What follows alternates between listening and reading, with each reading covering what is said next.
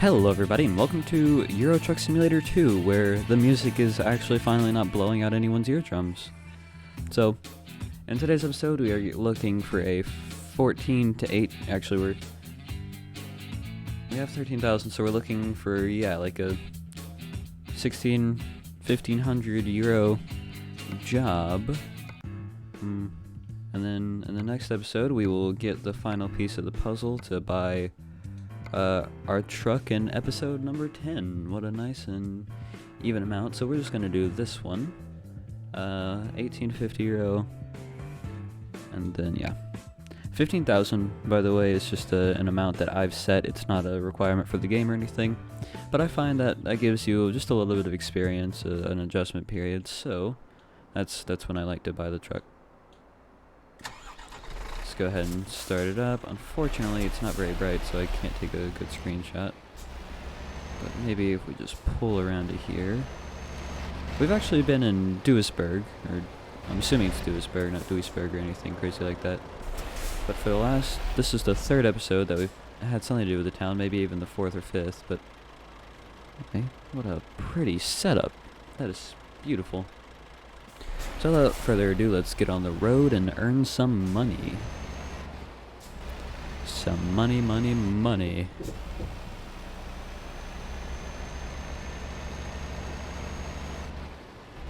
even gonna stop because we're just that good. Already violating the speed limit. Okay, well it's fine because we had to stop immediately anyway, per usual.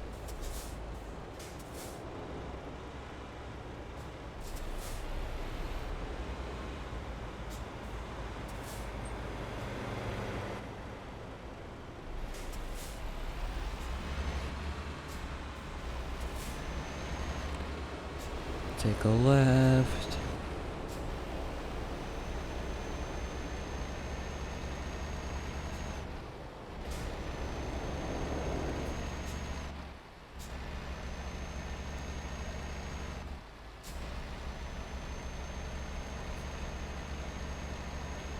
Now then, we're on the highway or whatever it's called in Europe. I mean, I don't think this is the Autobahn, given the fact that there's still a speed limit, and I actually don't know that much about the Autobahn. I know it's in Germany, or I don't know if all of it's in Germany. I really don't know. I don't know that much about transport networks or electrical grids or freight networks. So, and just ran that red light by accident, but didn't get a fine, so that's good. I would love to learn more about the transportation network in Europe, whether it's freight or trucks like this one. I know British people call them lorries. That's about it. The channel, European Union. I will say I'm way more of a geography person than like a politics type person, or the inner workings and functions of other countries, but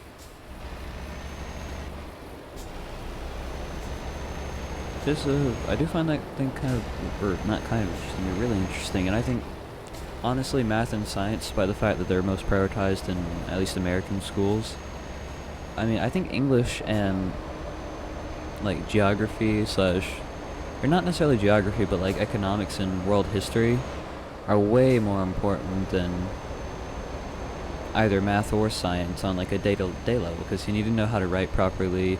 I mean, you don't have to have or be super good at math or science to get a really good job, but most of the time you do have to know how to write properly, and I mean, especially knowing the politics and the economy of the US and other countries abroad that you may be doing business with, or that you just may need to know for your job or anything like that, is really quite important. So I think it's very important that those things are taught. So, as I said, I don't think they're quite prioritized enough, but if I was in control, I would definitely put a bit more prioritization on both English and, I'll just label them under social studies. But social studies needs a bit more emphasis, and a couple things need to be adjusted to be a bit more real-world applied, versus I learned I've learned tons of things in geometry that I know that there's never a chance that I'll use in the real world, because most of them are going to be used for what, algebra 2? And then you learn something in algebra 2, and I mean, what am I using algebra 2 for? You're using it to go into more advanced science and more advanced math classes.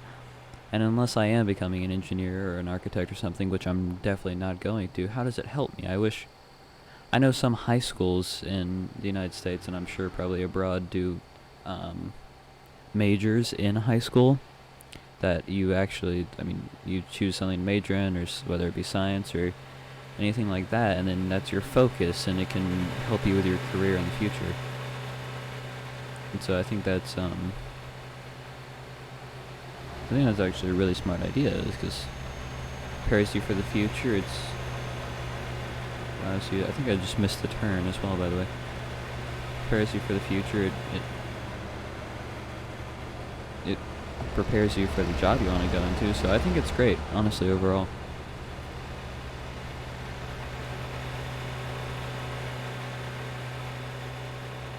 But that is just my opinion.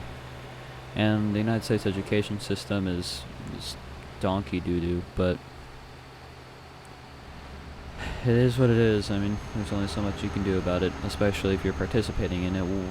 Then what are you going to do about it? Even if there was some star politician, of course they get a speeding violation.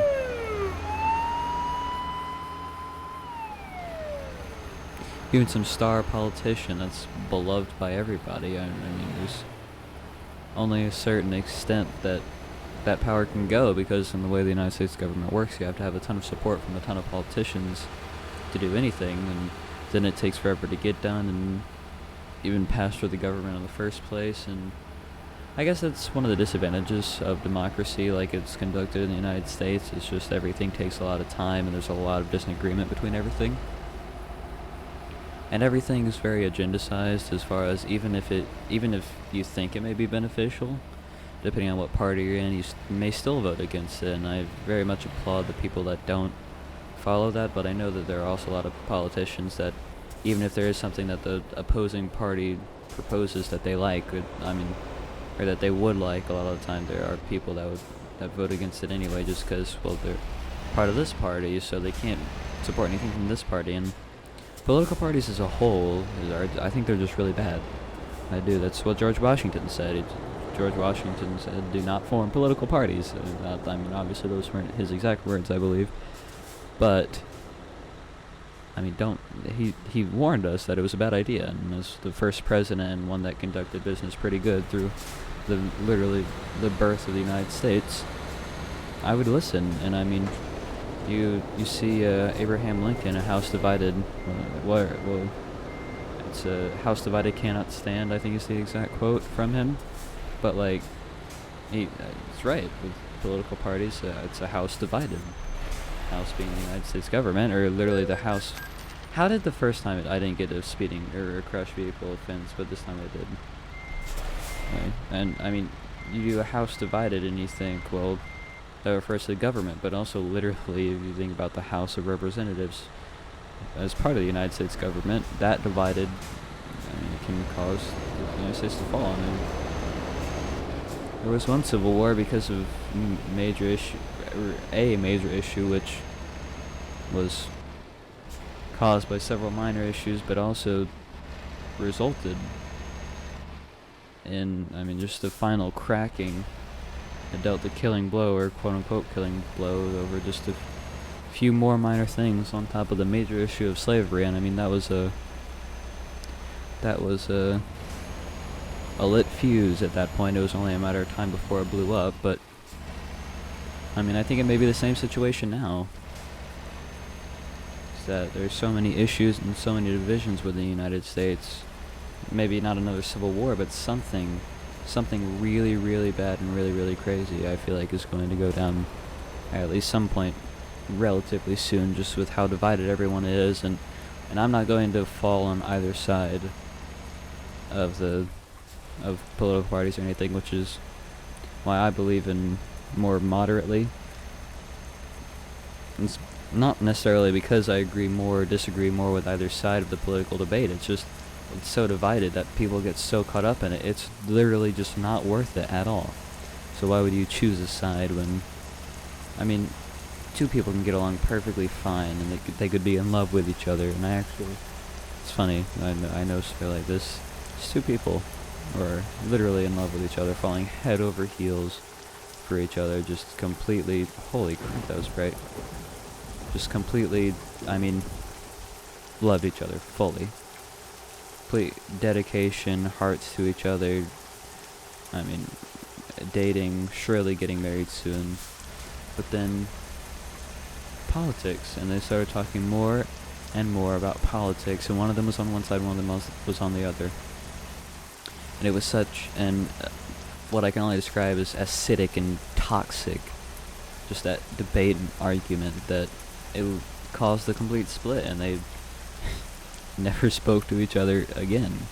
After all the time they had spent together, how in love, how together they probably should have been. That ruined the whole thing, and it's all because of a belief system. Not necessarily a belief system, but a system that people strongly believe in one side or the other. So, wow, I'm really sucking. That is $460 in fines. But that's just my opinion. Some people may hate me for that. But the division within the United States, and even growing in the world as a whole, is very crazy. And you see conflicts like the Ukraine war. It hits its 1-year anniversary this week, if it hasn't already. Well, actually, by the time this releases, it more than likely will have. But it's a very just wild event, and who could have expected that? And I was even watching a TV show, and a comment didn't age well. It was the host guy said, "There will not be a war between Ukraine and Russia." And of course, the episode released. It was a show that took a couple years of filming, and this was right as Russia was mobilizing troops on Ukraine's border, or the Ukraine-Russia border, and everyone was starting to get a little bit worried, but it was just the start of it, so they were like, no, that wouldn't happen, that's too crazy. Then it did happen anyway. This guy who said, there won't be a war, and look at that. Look at that, there was a war. It's almost a year old now, and I feel like it really does. If there was any doubt that this war between Ukraine and Russia was a war, not just a conflict, or as what Russia put as a special military operation or something, then it is definitely a war. A conflict for a year is not just a conflict. If there are people dying by the thousands, or not dying by the thousands daily, but thousands, hundreds, tens, whatever, dying daily to make the death count in the thousands, it's just insane. And that is definitely not a conflict, and it's definitely a war, and I know people that don't believe it's actually even happening. And I'm not even going to get into that, because why were my brakes not working? Oh my god. My brakes were, I was holding all the way down the left trigger. Why was it not doing anything? Anyway, everyone is entitled to their own beliefs, and I'm not trying to force my opinion onto others, because everyone can believe what they want to believe, and that's perfectly okay. But that overall is my view. I literally might have talked about this in a previous episode, but that's just my view on political parties and the divide in the world and in the United States, and really everywhere in general. So this was a bit of a... Oh, I didn't mean to do that. Oh, well. This was a bit of a harder hitting topic, but I honestly did enjoy talking about it, and I hope you enjoyed watching. So with that, I thank you very, very much for watching and listening to me, and I hope to see you in the next one. Bye!